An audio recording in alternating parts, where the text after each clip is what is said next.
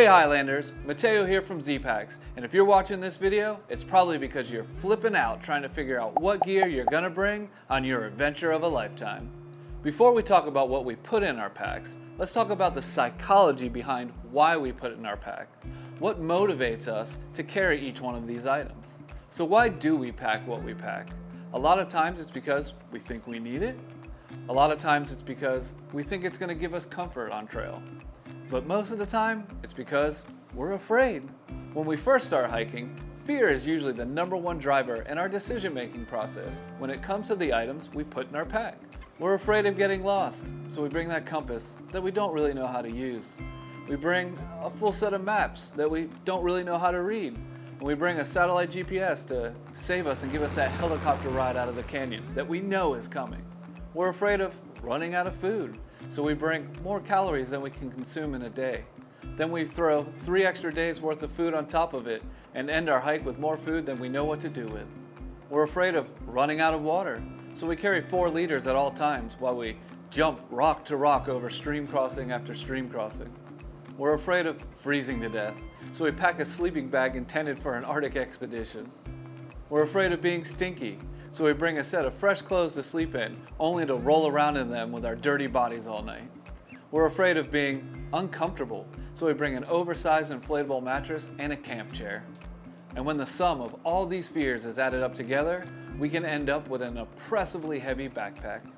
As our good friend Nimble Nomad says, our pack's burden is directly proportional to our degree of insecurity, the fear of the trail, that dreaded unknown. The greater our fear, the heavier our packs become. When we first start to venture out into the backcountry, being afraid is normal, and in my opinion, it's perfectly healthy. So when we sit down to fill our packs before a trip, we should not only think of what we're going to put in our packs, but why are we putting them in there? We need to understand how each item we put in our pack contributes to our base weight, and the way that weight affects our enjoyment on trail. Base weight is a term that refers to your backpack and all its contents, excluding consumables like food, water, and fuel. The weights of these items can vary depending on trip duration and expected weather conditions. A higher base weight is generally associated with greater strain on your muscles, more stress on your joints and impact points, greater risk for injury and fatigue, and an overall slower pace while on trail. With every step and every mile, the weight of your gear strains and stresses your body. The lower we can safely get our base weight, the less wear and tear on your body. Lower base weights can allow us to cover more ground in a day, to see more, to get to break spots and camps earlier, and generally do it all with less fatigue and strain on our bodies. The philosophy is pretty straightforward.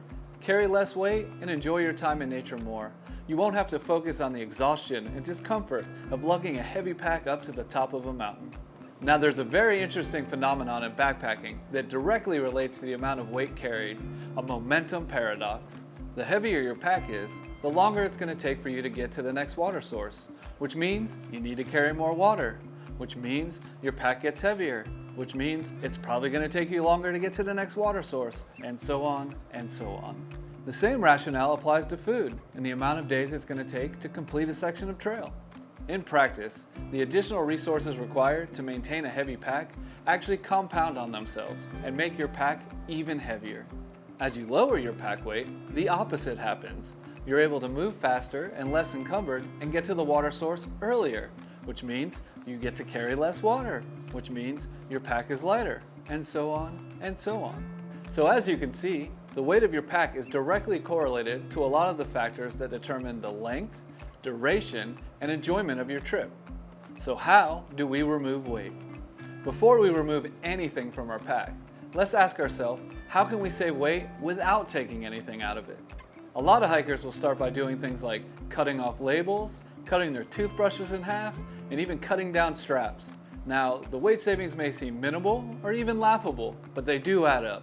The logical and sometimes painful next step is to upgrade and replace some of your gear with ultralight versions. Ultralight gear companies like Zpacks have spent years developing lightweight equipment using state-of-the-art fabrics, optimal feature sets, and innovative designs, all in the spirit of allowing you to do more without compromising safety, form, or function. Hikers can achieve some serious weight savings when they swap out their old gear and replace it with some ultralight versions, especially when they focus on the big three. The big three consist of your backpack, your shelter, and your sleeping bag. Upgrading from traditional versions to ultralight versions can save you as much as 6 pounds. Yes, 6 pounds. After the big three, I consider clothing to be the next biggest opportunity for weight savings. I actually call it the big four. A lot of hikers bring big, bulky, and heavy clothing that not only weigh down your pack, but also take up a ton of room inside of it. These garments can typically be replaced with items that use lighter and more technical fabrics. Not only will it take up less room in your pack, it will also reduce the weight of your pack. It's not uncommon to be able to find 1 or 2 extra pounds of weight savings just from analyzing your clothing. After you knock out your big three in your clothing, there's still a lot of opportunity to save some weight. The process is a little more laborious, but in my opinion, I think it's worth it. Let's go into full gram weenie mode. Now, let's take every single item out of your backpack and analyze it one by one, seeing if there's ways to modify it or replace it with a lighter weight version. Consider trimming down your map to only the section you need, or maybe only bring the pages of your data book that apply to this specific hike. Some of these weight savings may seem insignificant, but if you're able to save 1 ounce on 16 different items, you just saved yourself an entire pound. If you add up the potential weight savings between your big three, your clothing, and all your smaller items, it's completely possible to save anywhere from 6 to 10 pounds, all without removing a single item from your backpack. Now for the painful part. What can we take out of our pack? Before we take anything out of our pack, we really need to figure out what we do need in our pack. To do this, we're going to have to research our route. We're going to have to know the terrain, water availability, and the expected weather conditions. Only after we have this information can we truly analyze what may be left behind. Obviously, there are certain items that we would need on any multi-day hike. A backpack, a shelter, a sleeping bag, proper clothing, food, and water. Then there are things like your first aid kit and navigational tools like a map or compass. And when you're in areas with spotty GPS, a satellite device like an InReach or Spot GPS. Even with these things, we must be honest with ourselves and really consider, what are we bringing? Does your first aid kit include sutures? Do you know how to use sutures? Do you think you can magically learn how to use sutures when you're in a panic in the backcountry? Do you have the medical expertise to know when and when you shouldn't use sutures? This is probably the same questions you should ask yourself about everything in your first aid kit. There's a lot of room for opportunity here. The same thing goes for navigation. You plan on bringing a compass and a map? Do you really know how to use a compass and a map? Can you look at topographical lines on a map and geographical features and guide yourself to safety?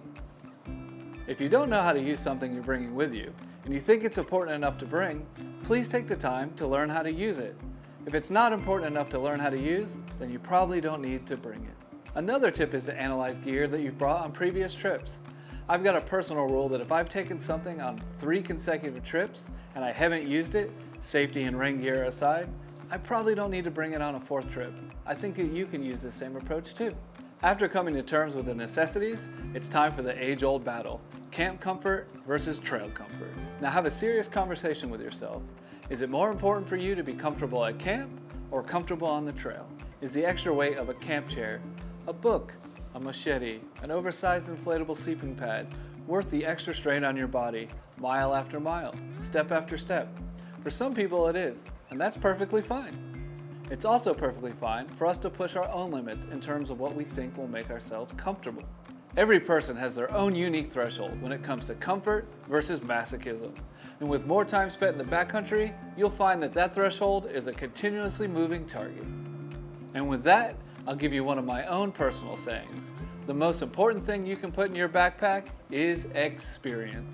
Experience allows us to replace gear with skills. I encourage everyone to go out on short practice hikes called shakedowns. Use these hikes to find out what works for you and what doesn't work for you. It's only through practice and experience that you'll learn what truly makes you comfortable in the backcountry.